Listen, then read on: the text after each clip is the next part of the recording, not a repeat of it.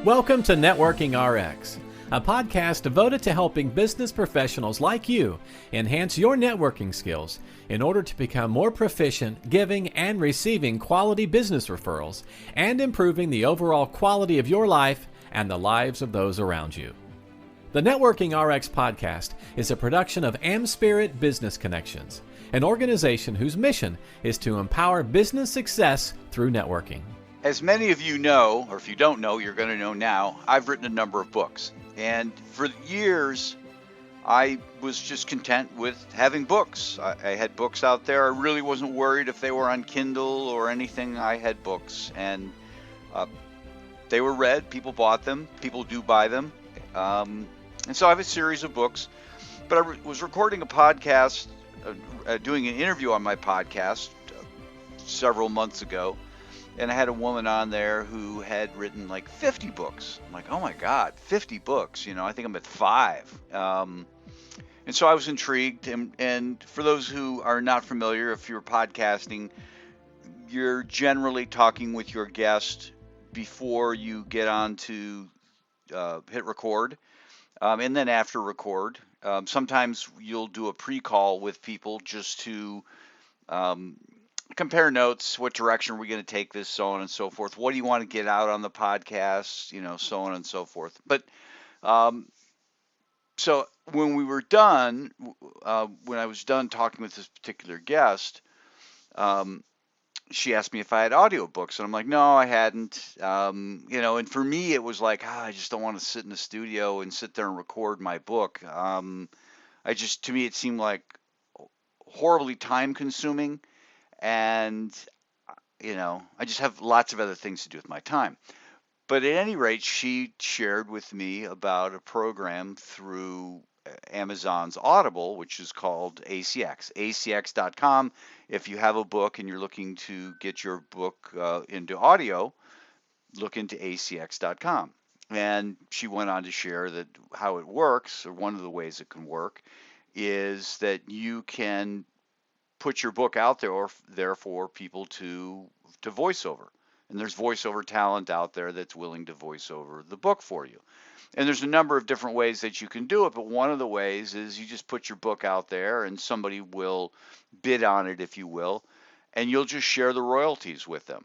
And to me, it's like, it's kind of a no-brainer, somebody finding somebody who's going to be as involved in the project as I am. And I did. I found an individual. We've become friends. His name's Ivan Armstrong. He's up in the Toronto area.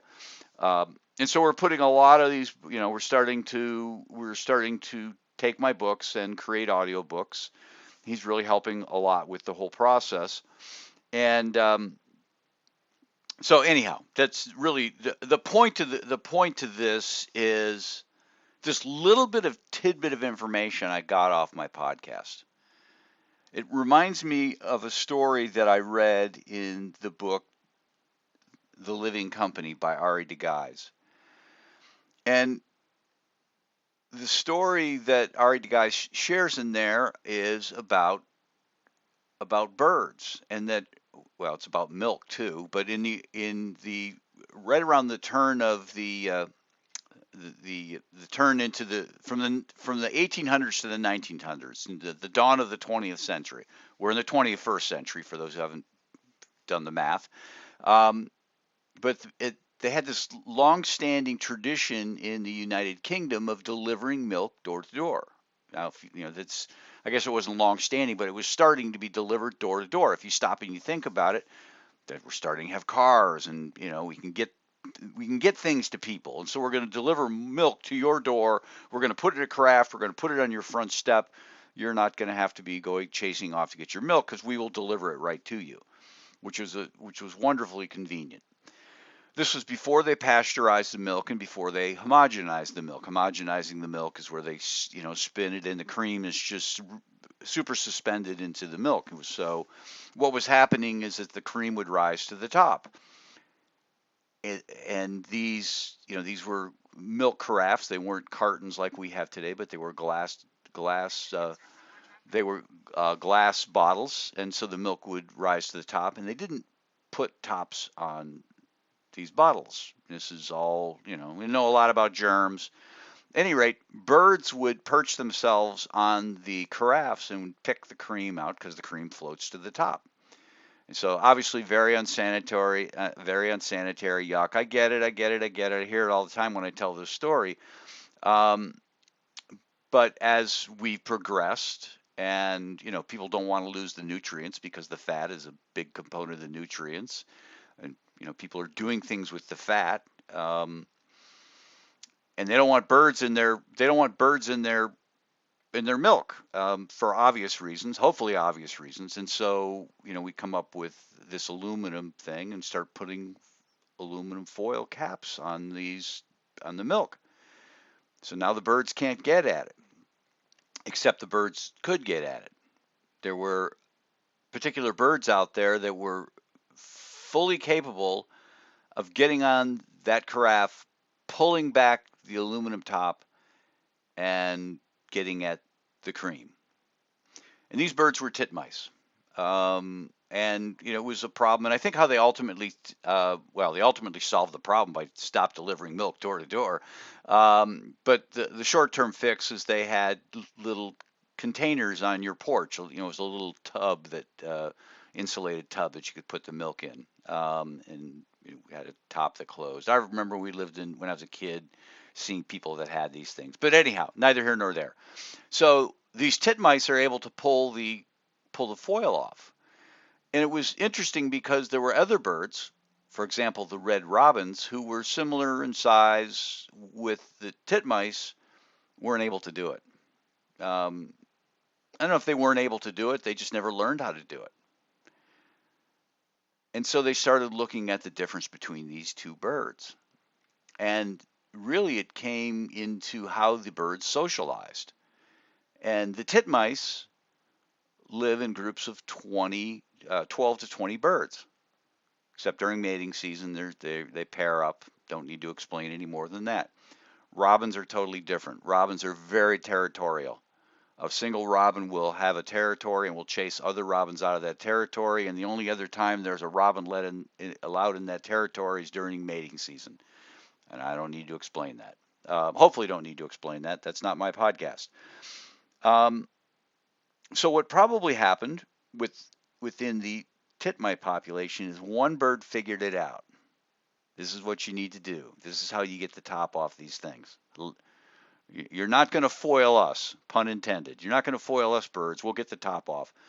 And figured it out and then started telling the other titmice, and that knowledge proliferated throughout the entire titmouse population. Or titmice, I don't know, whatever plural is. You get my point. But the robins, maybe there was a robin that figured it out. Maybe there were a few that figured it out, but the knowledge never got shared. It never got shared. So I think back to this conversation I had with my podcast guests and sharing with me information about this ACX. And it was like, oh my gosh, she's just showed me how to get the top off the milk cart, the milk carafe. This is awesome. And I'm telling other people about it now too. Some people are like, I want to do my own and whatever, but I'm freely sharing the information. My point in this is that's part of the power of networking. So often I get on calls with people and I ask, how can I help you? And the response is, and I'm probably guilty of this too, or have been guilty of this, the response is, well, you could help me by referring me Mr. Big Shot Client or Miss Big Shot Client and blah, blah, blah, blah, blah. This will take all my worries away. Well, is there any other way I can help you? Well, you could refer me to Big Shot Clients. And they're solely fixated on that one giant thing they want, the revenue creating referral, when there are lots of other things that could be helping them. Yeah, I would like to sell a franchise. And I have, and I've got franchisees. But I would love every call that I took, or get acquainted. Every time I talked to somebody had another referral for me. Anytime I showed up to a networking event, somebody had a referral for me, and it was somebody ready to buy a franchise of AmSpirit Business Connections. That would be awesome. Or to start a chapter, or be a member, or somebody to hire me to be a speaker. train their organization. That would be great.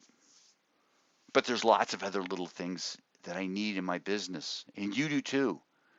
It's lots of those little tiny things. Just figuring out how to use LinkedIn effectively, figuring out how to get on podcasts, or being introduced to people who have podcasts, figuring out the last little bit of technology, figuring out how to write, what are some good prompts for AI. I see those things being shared out. That information, we tend to overlook it as something that our network provides us. People kind of turn their nose up at those sorts of things as well. It's, I don't get anything from my network. Well, you got that information. That's not nothing. Your network does provide you value. It really does. You need to ask for the right things. And I feel bad when people come at me and they're looking for big shot client, Mr. or Miss Big Shot Client. I don't have an arsenal of big shot clients to refer out. And anytime I run across somebody who needs something, hey Frank, I need somebody who could be a fractional CFO for me. I'm referring them on because I know those people. So I don't necessarily have a lot of those opportunities. But I have information, and I have access to information, and I know people who know things that I could introduce you to, and so do other people in your network. So the point in this particular podcast is use your network to find information. Use your network to solve problems that are ailing you. Yesterday I went to my network. I figured it wasn't terribly hard. I feel a little embarrassed saying this, but I figured out how to use how to accept electronic payments on my QuickBooks Online. Didn't really know how to do it. Asked the question. Guy, QuickBooks person. Hey, it's pretty easy, Frank. Do this, this, and this. Thanks. Hey, I've just ripped off the top of the foil on the milk carafe. I'm empowered now. On to the next problem. And that was something that was, I'm going to spend hours trying to figure it out. So use your network. Use your network to help you solve problems. Yeah. It'll help you with clients too. And those are great things. But you have a lot more little problems that you need to solve than clients that you need. And maybe that's not true. I don't know. It depends on somebody's business. But my point is that there's a lot of value to what your network can bring to you beyond just paying clients. So tap into it for that. Thanks for joining us on the Networking RX podcast. Please put what you've learned into action today and let us know if you have questions, comments, or ideas for future topics. You can email them to us at podcast@amspirit.com. That's AMSPIRIT.com. Finally, so you never miss an episode, be sure to subscribe to the Networking RX podcast through iTunes, Overcast, or however you receive your podcasts. Now get out and network with someone. The Networking RX podcast is the copyright production of AmSpirit Business Connection. All rights reserved.